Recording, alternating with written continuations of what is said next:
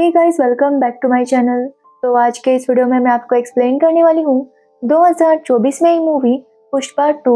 तो चलिए without wasting time movie का एक्सप्लेनेशन स्टार्ट करते हैं। मूवी स्टार्ट होती है पुष्पा से, जो एक पोर्ट पर था। वहाँ पर कुछ जापानीज लोग थे जो पुष्पा के ऊपर हमला करते हैं। यहाँ पर हमें पता चलता है कि पुष्पा ने अपना माल इन लोगों को बेचा था, लेकिन पुष्पा को उसके माल के पैसे नहीं मिले थे, इसलिए पुष्पा वहाँ पर अपने पैसे लेने के लिए आ गया था। अब वहाँ पर उनकी फाइट शुरू हो जाती है और लास्ट में पुष्पा को गोली लगती है, जिसकी वजह से वो समुद्र में गिरता है। जब पुष्पा पानी में डूब रहा था तो उसे अपने बचपन का सीन याद आता है। एक्चुअली जब पुष्पा छोटा था तो कुछ लड़के उसे उसके पापा का नाम पूछते हैं। पुष्पा जब उन्हें अपने पापा का नाम बताता है तो वो लड़के हंसने लगते हैं और पुष्पा से कहते हैं कि तालाब में उनका बॉल गया है, और अगर पुष्पा उस बॉल को लेकर आया तो ही वो यकीन मानेंगे कि पुष्पा अपने पापा का बेटा है। अब ये सुनते ही पुष्पा तालाब में कूद जाता है, लेकिन उसे तैरना नहीं आता था और वो पानी में डूबने लगता है। जिसके बाद पुष्पा नींद से जागता है तो वो काफी डरा हुआ था। ये देखकर श्रीवल्ली उसे शांत करवाती है। तो वही अगले दिन हम एक लड़के को देखते हैं जिसकी आज शादी थी, लेकिन वो आज भी काम पर आया था क्योंकि पुष्पा को एक बड़ा ऑर्डर पूरा करना था, लेकिन मजदूर कम थे, इसलिए वो लड़का पुष्पा के लिए काम पर आया था। जिसके बाद सभी मजदूर जंगल में जाने लगते हैं तो उन्हें एक नया बंदा ज्वाइन करता है। जिसके बाद सारे मजदूर जंगल में जाते हैं और अपना काम शुरू कर देते हैं। काम करते हुए वो शिखावत का मजाक उड़ा रहे थे कि किस तरह पुष्पा ने शिखावत को डरा कर उसे भगा दिया। अब जैसे ही मजदूरों का काम खत्म हो जाता है कि हम देखते हैं कि जो नया बंदा उन्हें ज्वाइन किया था वो कोई और नहीं था बल्कि शिखावत था, और वो मजदूरों की अब तक की सारी बातें सुन रहा था और काफी गुस्सा हो गया था। वो मजदूरों को बताता है कि वही है शिखावत और अब वो उन्हें नहीं छोड़ेगा। जिसके बाद शिखावत पूरी पुलिस फोर्स को बुलाता है और सारे मजदूरों को पकड़ लिया जाता है। अब उन सब में वो लड़का भी था जिसकी आज शादी थी, और उसके ससुर काफी गुस्सा हो रहे थे क्योंकि वो लड़का आज भी काम पर गया था। लेकिन दुल्हन अपने पापा से कहती है कि उसे पुष्पा भैया पर पूरा भरोसा है कि वो उसके हस्बैंड को लेकर आएंगे। जिसके बाद हम पुष्पा को देखते हैं जो पुलिस स्टेशन जाता है और पुलिस ऑफिसर से कहता है कि वो उस लड़के को छोड़ दे जिसकी आज शादी है। जिस पर पुलिस ऑफिसर का कहना था कि अगर उसने उस लड़के को छोड़ दिया तो फिर शिखावत उसे नहीं छोड़ेगा। लेकिन पुष्पा उसे याद दिलाता है कि उसने अब तक कितनी रिश्वत उसे दी है। जिसके बाद पुलिस वाले उस लड़के को छोड़ देते हैं। जैसे ही वो लड़का बाहर आता है पुष्पा देखता है कि उसके ऊपर निशान थे, यानी कि शिखावत ने उसे मारा था। इसलिए पुष्पा जब अंदर जाकर देखता है तो सारे मजदूरों को मारा पीटा गया था, लेकिन वो बताते हैं कि उन्होंने शिखावत को पुष्पा का नाम नहीं बताया। अब ये देखने के बाद पुष्पा गुस्सा हो जाता है और कहता है कि अब तो वो सभी को यहाँ से लेकर जाएगा। अब ये सुनने पर पुलिस ऑफिसर कहता है कि अगर पुष्पा ने ऐसा किया तो उन सबकी नौकरी चली जाएगी। जिसके बाद पुष्पा सभी पुलिस वालों को इतने पैसे देता है जितने वो रिटायरमेंट तक भी कमा नहीं सकते थे। अब पुलिस वाले पैसे लेते हैं और अपनी जॉब से रिजाइन करते हैं। जिसके बाद पुष्पा सभी मजदूरों को लेकर वहाँ से चला जाता है। जैसे वो वहाँ से जाता है कुछ टाइम बाद वहाँ पर शिखावत आता है तो देखता है कि जेल पूरी खाली थी, और यहाँ पर शिखावत समझ जाता है कि पुष्पा ने यहाँ पर क्या किया था। जिसके बाद पुष्पा उस लड़की को शादी में लेकर जाता है और उसकी शादी हो जाती है। अब दूसरे दिन पुष्पा को सीएम से मिलने जाना था, इसलिए वो तैयार हो जाता है। वो श्रीवल्ली के साथ रोमांस करने लगता है, जिसके बाद श्रीवल्ली उसे रोकती है और वो दोनों इंटीमेट हो जाते हैं। जहाँ श्रीवल्ली पुष्पा से कहती है कि वो सीएम के साथ एक फोटो ले, क्योंकि वो अपने लिविंग रूम में सीएम और पुष्पा की फोटो लगाना चाहती थी ताकि वो सबको बता सके कि उसका पति सीएम के साथ उठता बैठता है। जिसके बाद पुष्पा सीएम से मिलने जाता है जहाँ पर नायडू भी था। नायडू और पुष्पा दोनों ही सीएम से मिलते हैं और यहाँ पर नायडू सीएम को बताता है कि उनकी पार्टी के लिए सबसे ज्यादा फंड पुष्पा देता है। अब सीएम भी पुष्पा के साथ बातें करता है, लेकिन जैसे ही पुष्पा फोटो मांगता है सीएम उसके लिए मना कर देता है, क्योंकि सीएम का कहना था कि अगर वो पुष्पा जैसे स्मगलर के साथ फोटो क्लिक करेगा तो उसकी बदनामी होगी। जो सुनने पर पुष्पा उन्हें बताता है कि उसकी वाइफ को उसके और सीएम की फोटो चाहिए। जो सुनने पर सीएम हंसने लगता है और पुष्पा से कहता है कि अगर वो ऐसे ही अपनी वाइफ की बातें मानता रहा तो वो बर्बाद हो जाएगा। जो सुनकर पुष्पा चुपचाप वहाँ से बाहर आता है। जो देखकर पुष्पा के लोग और नायडू भी काफी शॉक थे कि पुष्पा ने कुछ भी कैसे नहीं किया। अब पुष्पा नायडू से पूछता है कि अगर वो सीएम होता तो क्या वो उसके साथ फोटो क्लिक करता। जिस पर नायडू कहता है कि वो क्यों नहीं करता, उसमें प्रॉब्लम ही क्या है।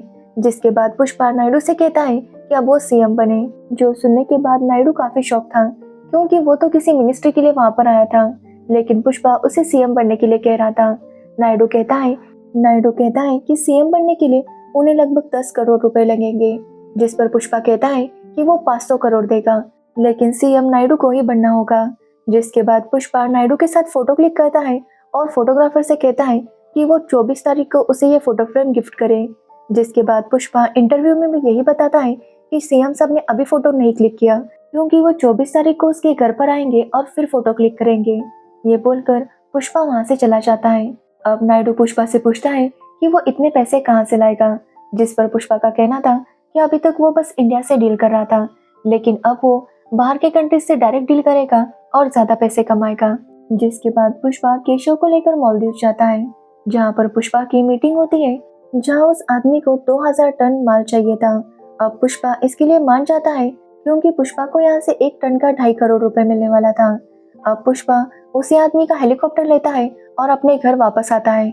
जिसके बाद पुष्पा सभी डीलर्स की मीटिंग बुलाता है और सबको बताता है कि उसे कितना माल चाहिए।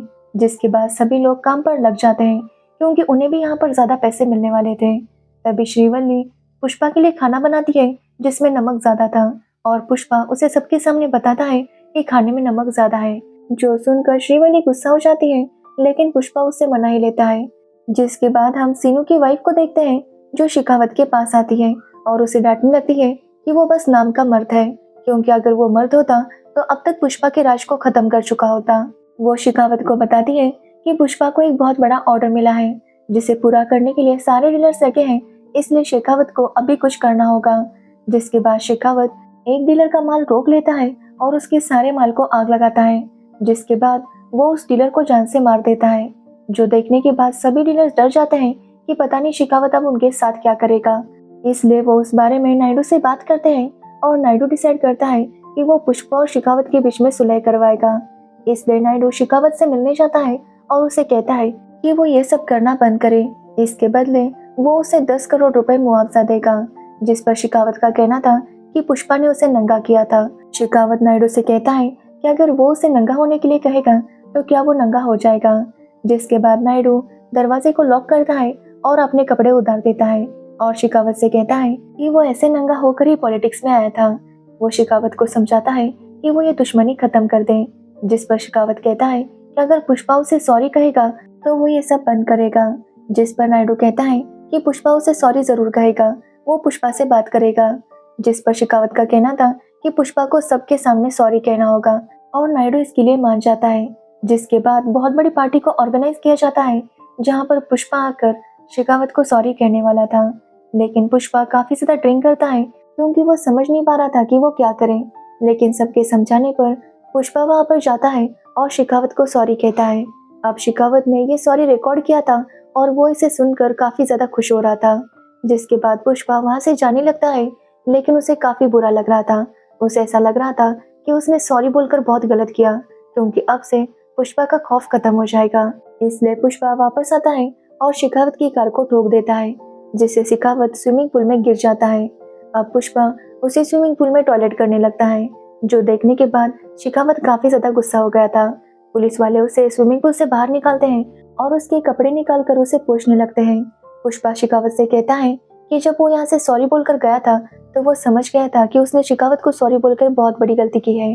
पुष्पा कहता है कि अगर शेखावत गोविंद की तरह ईमानदार होता तो वो उसे 1000 बार सॉरी बोलता, लेकिन वो शेखावत जैसे को कभी भी सॉरी नहीं बोलेगा। पुष्पा शेखावत से कहता है कि उसका 2000 टन का माल जाने वाला है, और अगर शेखावत में दम है तो वो उसे रोक के बताए। वो शेखावत से कहता है कि अगर शेखावत ने उसकी लकड़ी भी पकड़ ली तो भी पुष्पा अपना सब कुछ छोड़ देगा और फिर से मजदूर बन जाएगा, वो भी हमेशा के लिए। पुष्पा इसे रिकॉर्ड करता है और शेखावत को देता है और कहता है कि अगर उसमें दम है तो पकड़ के दिखाए।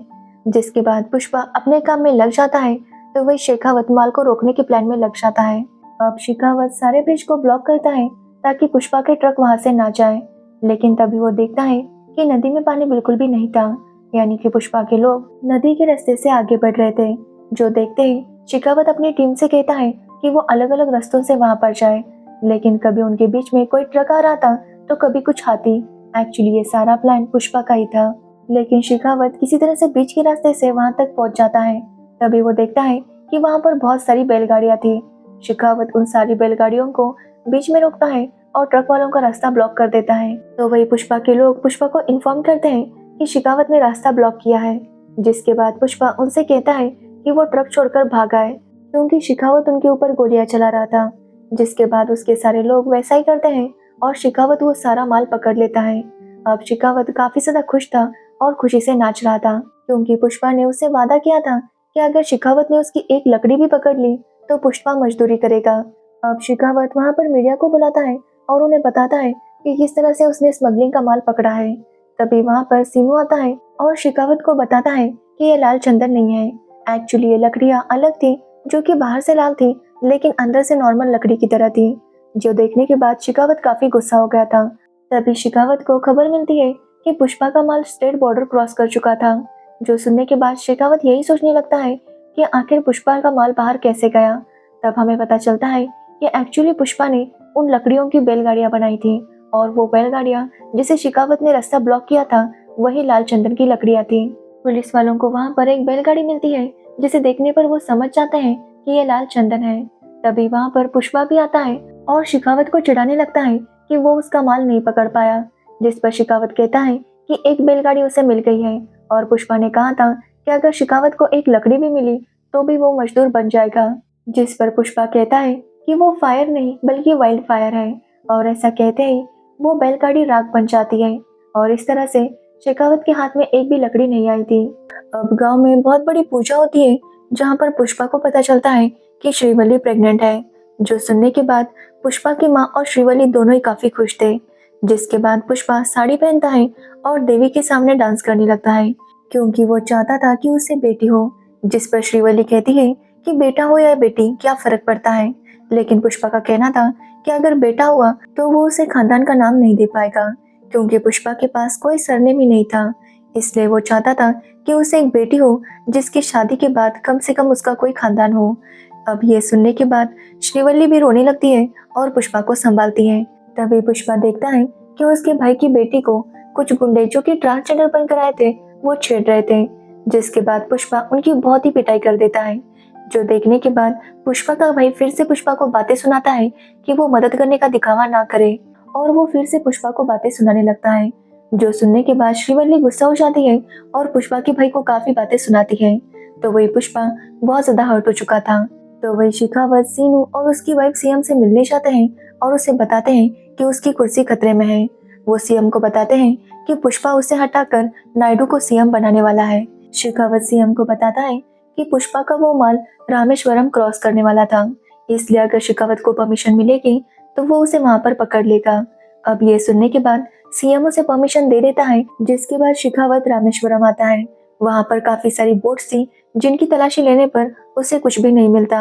अब शिखावत पानी में कूद जाता है तो वो देखता है कि बोट के नीचे वो सारी बैलगाड़ियां थी जो कि लाल चंदन से बनी थी। लेकिन इससे पहले कि शिखावत कुछ करता वो बोट स्टार्ट हो जाती है और श्रीलंका की तरफ निकलती है। अब शिखावत भी दूसरी बोट से उनका पीछा करने लगता है लेकिन वो जल्दी बॉर्डर क्रॉस कर लेते हैं। तो वही शिखावत बॉर्डर क्रॉस नहीं कर पाता क्योंकि जिस बोट से पुष्पा का माल गया था वो फिशरमैन वाली बोट थी और उन्हें वहां पर जाना अलाउड था। लेकिन शिखावत बॉर्डर क्रॉस नहीं कर पाता और इस तरह से पुष्पा का माल इंडिया से बाहर जा चुका था। जिसके बाद पुष्पा फिर से उसे याद दिलाता है कि वो एक ब्रांड है और ये देखने के बाद शिखावत और ज्यादा गुस्सा हो जाता है।